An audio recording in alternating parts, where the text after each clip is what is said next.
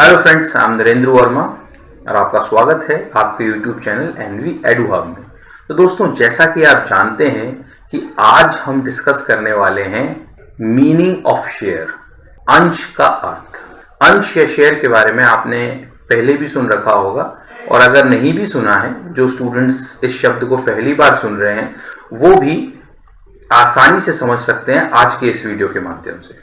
तो बिना समय गवाए शुरुआत करते हैं। तो आप यहाँ देख सकते हैं कुछ स्टूडेंट्स हैं और एक टीचर है। तो इसी माध्यम से मैं आपको समझाना चाहता हूँ। तो देखिए, स्टूडेंट्स टीचर से कुछ पूछते हैं और टीचर रिप्लाई करता है। स्टूडेंट्स कहते हैं कि सर ये अंश क्या है और ये कैसे काम करता है, और टीचर रिप्लाई करता है अच्छे सवाल हैं, लेकिन मैं इन्हें समझाऊंगा एक उदाहरण के माध्यम से। क्या आप तैयार हैं? स्टूडेंट्स कहते हैं बिल्कुल सर। अब टीचर उनको आगे समझाते हैं। मान लीजिए मैं एक किताब लिखना चाहता हूं और इसे बेचकर मैं पैसे कमाना चाहता हूं, और इसके लिए मेरे पास काफी मात्रा में कागज तो हैं, लेकिन मुझे कुछ पेनों की आवश्यकता है और तकरीबन 10 पेनों की आवश्यकता मुझे होगी। स्टूडेंट्स रिप्लाई करते हैं ठीक है सर। टीचर कहते हैं अगर कोई मुझे ये पेन दे दे तो मैं उसे अपनी कमाई का कुछ हिस्सा दूंगा किताब की बिक्री होने के बाद। अब आप मुझे बताइए कि मुझे ये पेन कौन देगा? स्टूडेंट्स कहते हैं सर मैं दूंगा, सर मैं दूंगा, सर मैं दूंगा। टीचर रिप्लाई करते हैं ठीक है, आप मुझे पेन दीजिए और मैं आपको बदले में एक रसीद दूंगा। फिर से टीचर कहते हैं अब आप अंश क्या होता है और ये कैसे काम करता है समझ चुके हैं। स्टूडेंट्स कहते हैं वो कैसे सर? टीचर कहते हैं इसी तरीके से कंपनी भी काम करती है। जब भी उन्हें पैसे की जरूरत होती है तो वो जनता से पैसे मांगती है और उन्हें वायदा करती है कि जब भी हमारी कमाई होगी तो हम उसमें से आपको आपका हिस्सा देंगे, और जनता कंपनी को पैसे दे देती है। स्टूडेंट अच्छा, तो ये बात है। टीचर कहते हैं और जैसे मैंने आपको रसीद दी उसी तरीके से कंपनी भी जनता को रसीद देती है, और इस रसीद को कहा जाता है शेयर सर्टिफिकेट, यानी कि अंश प्रमाण पत्र। स्टूडेंट्स कहते हैं अब हम समझे। धन्यवाद सर। मुझे लगता है कि इस एग्जाम्पल के माध्यम से आप सब लोग भी अंश या शेयर का मतलब काफी हद तक समझ चुके होंगे। इसको और अच्छे से समझाने के लिए मैंने एक एग्जाम्पल और लिया है। चलिए आगे उसके माध्यम से इसको समझने की कोशिश करते हैं। तो देखिए, यहाँ एक कंपनी है XYZ लिमिटेड। वो रजिस्टर्ड है, यानी कि पंजीकृत है अधिकृत पूंजी से। कितने रुपए की है ये? 10 लाख रुपए की, 10 लाख रुपीस। और ये पूंजी जो है विभाजित है 1 लाख समता अंशों में, 1 लाख इक्विटी शेयर्स। इसमें से प्रत्येक 10 रुपए का है। अब जो कंपनी है वो इसमें से 50,000 यानी कि 50,000 शेयर्स फेस वैल्यू पे इशू करती है। मतलब 50,000 अंश कंपनी सम मूल्य पर निर्गमित करती है। ये प्रश्न है। जब भी आपको शेयर्स की जर्नल एंट्री से संबंधित प्रश्न दिया जाएगा तो उस क्वेश्चन में आपको इसी तरह की लैंग्वेज मिलेगी। तो हमें अच्छे से समझ लेना चाहिए कि आखिर इसका मतलब क्या है। ठीक है, चलिए समझते हैं। देखिए, जो XYZ लिमिटेड कंपनी है, मान लेते हैं कि ये सारी की सारी इसकी पूंजी है। ठीक, क्या वैल्यू है इसकी? इसकी वैल्यू है 10 लाख रुपीस, राइट। लेकिन ये जो कैपिटल है इसकी, ये कई सारे हिस्सों में बटी हुई है। ये जो हिस्से हैं ये वाले, मान लेते हैं इस एग्जाम्पल में, खैर यहाँ तो मैं इतने सारे हिस्से नहीं बना सकता हूं, लेकिन जो क्वेश्चन कह रहा है वो कह रहा है कि ये कितने हिस्से हैं? 1 लाख। 1 लाख शेयर्स। शेयर्स मतलब हिंदी में कहें तो हिस्से या अंश। ठीक, तो इसके 1 लाख हिस्से हैं, और इसमें से हर एक हिस्से की जो कीमत है उसकी कीमत कितने रुपए है? 10 रुपए। ये मतलब है इस बात का। ठीक, अब ये कंपनी की कौन सी पूंजी है? अधिकृत पूंजी है, यानी कि authorise capital. Authorise capital company की वो पूंजी होती है जिससे वो पंजीकृत होती है, यानी कि जब कंपनी का रजिस्ट्रेशन होता है तो वहां उनको कैपिटल क्लॉज में ये लिखना होता है कि कंपनी अपने जीवन काल में अधिकतम कितनी पूंजी जनता से मांग सकती है, उसकी एक लिमिट शुरुआत में ही तय हो जाती है। तो ये कंपनी की लिमिट है, कंपनी 10 लाख रुपए तक का पैसा मांग सकती है जनता से, राइट। अब जरूरी नहीं है कि ये सारा पैसा कंपनी एक ही समय में मांगे, एक ही बार में मांगे। समय समय पर अलग अलग प्रोजेक्ट्स के लिए कंपनी को पैसे की जरूरत पड़ती रहती है, और जब जब उनको पैसे की जरूरत पड़ती है वो मार्केट में अपने शेयर्स यानी कि अंश इशू करते हैं, राइट। तो फिलहाल इस कंपनी को कुछ पैसों की जरूरत पड़ रही है, तकरीबन 5 लाख रुपए की जरूरत पड़ रही है, और इसके लिए इन्होंने क्या किया है, 50,000 शेयर्स इशू करना चाहा। 50,000 मतलब इसका आधा मान लेते हैं, ये वाला हिस्सा मान लेते हैं, ठीक है। तो कंपनी क्या कर रही है, मैं इसको यहां दोबारा से बना लेता हूं, क्योंकि केवल इतने ही हिस्से के लिए शेयर इशू कंपनी कर रही है, ठीक। अब ये सारे जो हिस्से हैं, ये वाले, एक हिस्से की कीमत कितनी है, 10 रुपए, और टोटल ये कितने हिस्से हैं, 50,000, ठीक। तो ये केवल आपको समझाने के लिए था। ये हमारा ऑथराइज्ड कैपिटल से संबंधित बातचीत थी, जिसे हम हिंदी में अधिकृत पूंजी भी कहते हैं, इसे रजिस्टर्ड कैपिटल भी कहा जाता है, नॉमिनल कैपिटल भी कहा जाता है।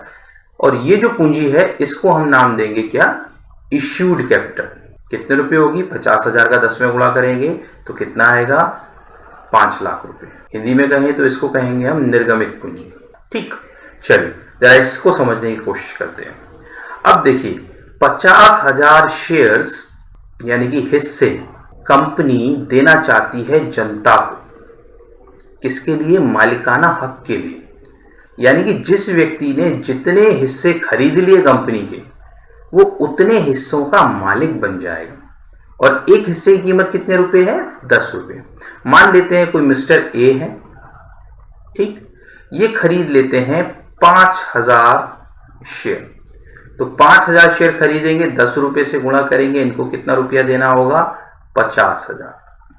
50,000 रुपए दे के ये कितने हिस्सों के मालिक बन गए, 5,000 के। इसी तरीके से कोई मिस्टर बी है, ठीक, इन्होंने खरीदे 10,000 शेयर्स, 10 रुपए से गुणा करेंगे तो इनके हो जाते हैं 1 लाख रुपए, ठीक। इसी तरीके से और भी हो सकते हैं, मिस्टर सी, मिस्टर डी, ठीक है, वो एंड सो ऑन, ठीक। तो मैं आपको क्या बताने का प्रयास कर रहा हूं, मैं ये बताने का प्रयास कर रहा हूं कि जो 50,000 शेयर हैं ये कोई एक व्यक्ति नहीं खरीदेगा, या हर एक व्यक्ति केवल एक शेयर नहीं खरीदेगा। कई बार स्टूडेंट्स ऐसा समझ बैठते हैं कि 50,000 हिस्से हैं तो 50,000 लोग इसके मालिक बनेंगे। नहीं, ऐसा जरूरी नहीं है। अब कितने लोग इसके मालिक बनेंगे ये नहीं बताया जा सकता, क्योंकि किस व्यक्ति के अंदर क्षमता है कितने अंश खरीदने की, वो तो डिपेंड करेगा उस व्यक्ति पर और उस कंपनी पर कि वो उसे कितने अंश जो है आवंटित कर रही है, ठीक है ना। तो फिलहाल हम एग्जाम्पल के तौर पे मान लेते हैं कि जैसे इन्होंने 5,000 खरीदे, इन्होंने 10,000 खरीदे, इन्होंने भी मान लीजिए 20,000 खरीदे, इस तरीके से इनका बंटवारा हो गया। मान ही लेते हैं यहाँ 20,000 मान लेते हैं, तो ये हमारे हो गए 2 लाख रुपए, ठीक। उसके अलावा इनके 15,000 मान लीजिए, ठीक है, तो 1,50,000 होगा, राइट। तो इस तरीके से पूरा 5 लाख हो गया, ओके। तो हमने केवल यहाँ एग्जांपल लिया है, इसलिए यहाँ पे केवल हमारे पास कितने शेयर होल्डर्स बन रहे हैं, 4। ये जो 4 लोग हैं इनको हम नाम देते हैं शेयर होल्डर्स, हिंदी में कहें तो अंशधारी, ठीक है। बात आपको समझ में आ गई होगी। इसमें एक और टर्म आया हुआ है यहाँ पर, फेस वैल्यू, हिंदी में कहें तो सममूल्य। अब होता क्या है, कंपनी की रेपुटेशन अगर मार्केट में बहुत ज्यादा अच्छी है तो जाहिर सी बात है कि वो 10 रुपए की वैल्यू का शेयर ज्यादा भी बिक जाएगा। ये तो डिमांड वाली बात है, जिस चीज की मांग ज्यादा है उसके लिए लोग ज्यादा पैसा देना भी चाहते हैं, ठीक। तो अगर कंपनी इसे 10 रुपए पे ना इशू करके कुछ ज्यादा कीमत पे इशू करे तो उस बढ़ी हुई कीमत को हम नाम देंगे प्रीमियम, हिंदी में कहें तो प्रब्याज। पहले डिस्काउंट में भी इशू होते थे, लेकिन अब डिस्काउंट यानी कटौती पर केवल एम्प्लॉइज को ही शेयर्स दिए जाते हैं और केवल स्वेट इक्विटी शेयर्स ही हो सकते हैं। उसके बारे में आज हम चर्चा नहीं कर रहे हैं। फिलहाल हम ये मान के चले कि कंपनी 2 सूरत में अंशों का निर्गमन कर सकती है, या तो सममूल्य पे करेगी यानी फेस वैल्यू, या फिर प्रीमियम पे करेगी ब्याज। ठीक, तो फेस वैल्यू तो कंपनी की पहले से डिसाइडेड होती है क्योंकि वो ऑथराइज कैपिटल में यहाँ पे मेंशन है। लेकिन अगर इसी अंश को कंपनी 12 रुपए या 15 रुपए पे करती तो जो ऊपर का 2 या 5 रुपए होता वो प्रीमियम कहलाता, वो कंपनी का एक कैपिटल प्रॉफिट कहलाता है, पूंजीगत लाभ कहलाता है। तो जब उसके विषय में बात आएगी तब वहां चर्चा करेंगे। ठीक है, आज का इस वीडियो बनाने का मकसद केवल इतना था कि आपको समझाया जा सके कि अंश आखिर होता क्या है और ये कंपनी में किस तरीके से काम करता है। ठीक है, अब बाकी सवालों के जवाब आपको वीडियो में शुरुआत में मिल गए होंगे। ये जो मिस्टर ए है, मिस्टर बी है और सी है या डी है, ये कंपनी को पैसा क्यों देंगे? ये इसलिए देंगे क्योंकि कंपनी को ये पैसा देंगे, कंपनी किसी प्रोजेक्ट में इनका पैसा लगाएगी और लाभ कमाएगी और लाभ का हिस्सा इनको देगी जो भी इनके शेयर्स के प्रोपोर्शन में बैठ रहा होगा। जाहिर सी बात है, यहां देखेंगे तो मिस्टर सी को सबसे ज्यादा हिस्सा मिलेगा। तो जो लाभ का हिस्सा, उसे हिंदी में कहते हैं हम लाभ का अंश यानी कि लाभांश, और अंग्रेजी में उसको बोला जाता है डिविडेंड।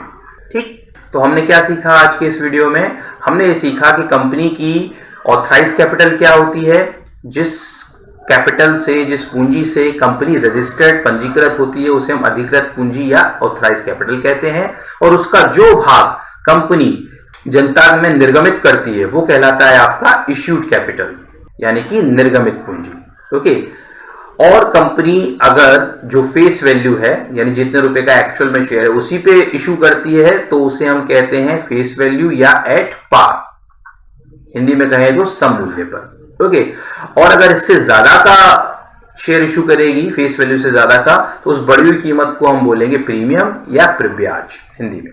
ओके, और जो लोग कंपनी को पैसा देते हैं वो कहलाते हैं शेयर होल्डर्स, या हम कहेंगे हिंदी में उन्हें अंशधारी।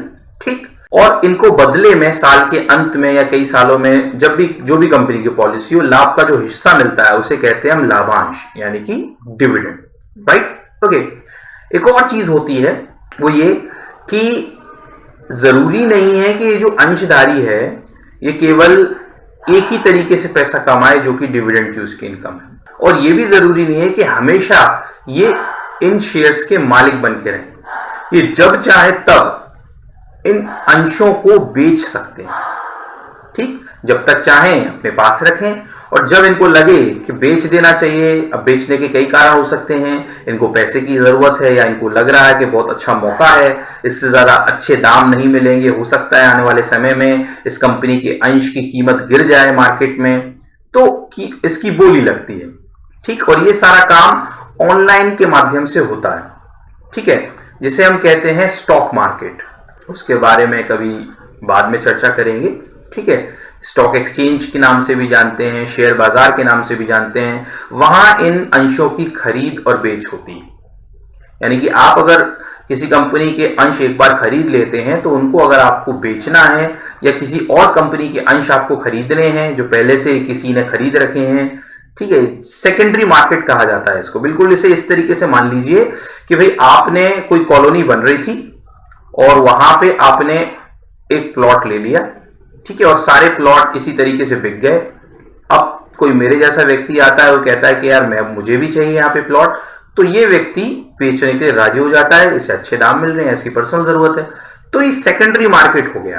प्राइमरी में तो सब बिक चुका है। तो वही बात यहां हुई कि जब कंपनी पहली बार अपने अंशों का निर्गमन करती है तो प्राइमरी मार्केट में होते हैं, सब बिक जाते हैं, और उसके बाद फिर वो आ जाते हैं सेकेंडरी मार्केट में। उस सेकेंडरी मार्केट को हम बोल देते हैं स्टॉक मार्केट। ठीक है, तो उसके बारे में बाद में चर्चा करेंगे, जैसे कि मैं आपको बता चुका हूं। तो उम्मीद है अब आपको समझ में आ गया होगा कि शेयर या अंश किसे कहते हैं और ये कंपनी में किस तरीके से काम करता है। अगले वीडियो में हम डिस्कस करने वाले हैं कि कंपनी की बुक्स में किस तरीके से जर्नल एंट्रीज की जाती हैं इनके इशू पर। राइट, तो बहुत जल्द आपसे मुलाकात होगी, तब तक के लिए धन्यवाद।